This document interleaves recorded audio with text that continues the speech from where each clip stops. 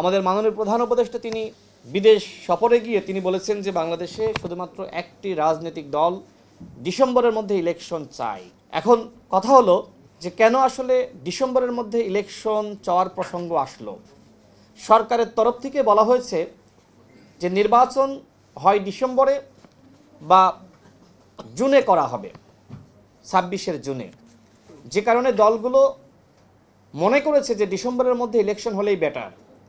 এই যে এখনকার যে আবহাওয়া আমরা সকলেই দেখছি, বৃষ্টি বাদলা, জানুয়ারির পর থেকে যে ধরনের গরম, জুনে তো কালবৈশাখী ঝড় হবে, সেই বাস্তবতায় দলগুলো মনে করছে যে ডিসেম্বরের মধ্যে ইলেকশন হলে ভালো। এখন ডিসেম্বরের মধ্যে যদি সরকার ইলেকশন না করতে পারে, সেটিও তো আলোচনার ভিত্তিতে একটি সমাধানে পৌঁছাতে হবে, কিন্তু সরকার কোনো সমাধান করতে চান না। এক ধরনের অন্ধকারের মধ্যে দলগুলোকে রেখে দিয়েছেন, যার ফলাফল আমরা লক্ষ্য করছি যে এক এক দলের এক এক ধরনের চাওয়া, গণঅভ্যুত্থানের স্টেক হোল্ডার তাদের এক এক ধরনের চাওয়া, আর যে কারণে এখন জাতীয় ঐক্য সংহতি পুরোপুরি তছনছ হয়ে গেছে। এই যে আমাদের ভিতরে বিভেদ, এর দায়িত্ব সরকারকে নিতে হবে।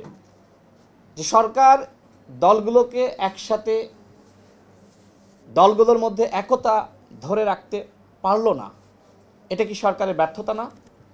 আমরা সরকারকে বলবো যে এই ব্যর্থতা ঘুচিয়ে কিভাবে সমস্ত দলকে এক টেবিলে বসিয়ে আলোচনার ভিত্তিতে তাদের মধ্যে ন্যূনতম ঐক্যমত ধরে রাখা যায়, সেই উদ্যোগ আপনাদেরকে গ্রহণ করতে হবে। আমি বক্তব্য সংক্ষেপ করব, তার আগে যেটি বলতে চাই যে প্রধান উপদেষ্টা যে বললেন যে একটি দল ডিসেম্বরে ইলেকশন চায়, এর পরবর্তীতে গণমাধ্যমের সংবাদ আপনারা দেখেছেন, যুগান্তরে সংবাদ প্রকাশিত হয়েছে যে ডিসেম্বরের মধ্যে 52টি রাজনৈতিক দল ইলেকশন চায়।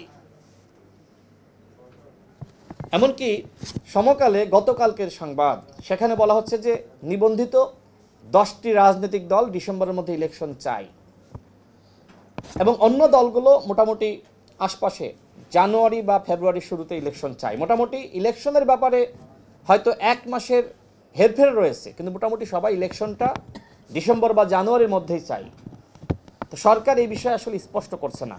এই যে সংবাদ, প্রধান উপদেষ্টার বক্তব্যের প্রেক্ষিতে এই সংবাদ, এটি অত্যন্ত দুঃখজনক, এবং আমরা মনে করি যে এটি আসলে প্রধান উপদেষ্টার যে বক্তব্য, সেই বক্তব্যের প্রেক্ষিতে এটি আসলে সরকারের জন্য অপমানজনক।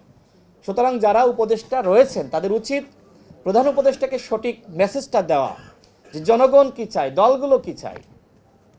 আমি সর্বশেষ বলবো যে আমরা মনে করি যে সরকার 10 মাসে এখনো পর্যন্ত গণহত্যার বিচারে কার্যকরী পদক্ষেপ গ্রহণ করতে পারে নাই।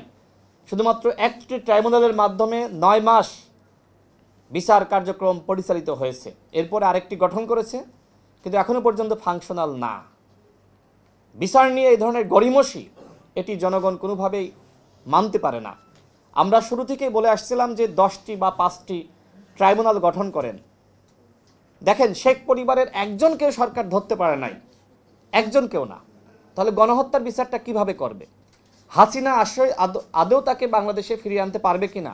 সরকারের পক্ষ থেকে বলা হচ্ছে যে আসামি উপস্থিত থাকুক বা না থাকুক, গণহত্যার বিচারের রায় দিয়ে দিবে। এখন সরকারের কাছে যদি মনে হয় যে বিচার মানেই রায় দিয়ে দেওয়া, তাহলে তো আসলে হবে না। আমরা সরকারকে বলবো হাসিনাকে ফিরিয়ে আনার রোডম্যাপ প্রকাশ করেন, প্রয়োজনে আন্তর্জাতিক লবিং তদবির বাড়ান।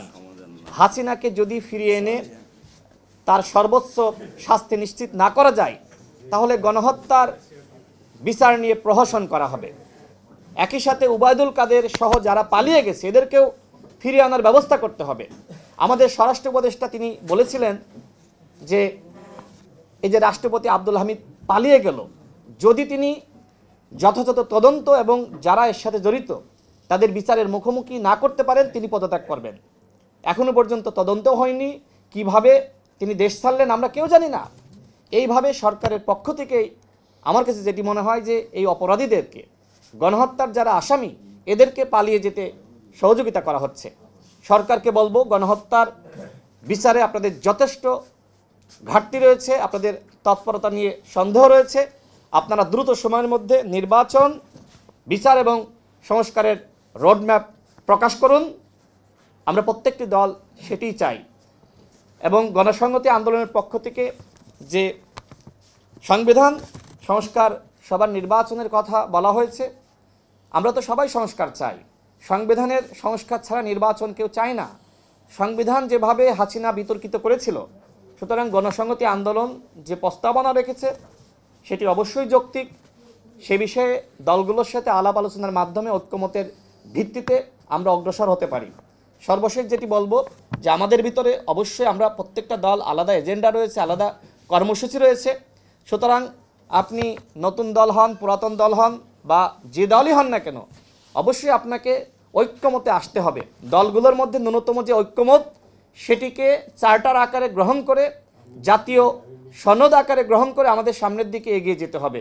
আমাদের দল বা গণসংহতি আন্দোলন বা বিপ্লবী ওয়ার্কার্স পার্টি বা বিএনপি, যার যতটুকু এজেন্ডা বাস্তবায়ন হবে না, আগামীতে আপনি ক্ষমতায় যাবেন, জনগণকে বলবেন ভোটের জন্য যে আমাকে ভোট দেন, আমি ক্ষমতায় গেলে এই সংস্কারগুলো করব।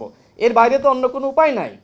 আমরা চাই সবার ভিতরে একতা থাকুক, আমরা জাতীয় ঐক্য সংহতি ধরে রেখে আমরা এগিয়ে যাই।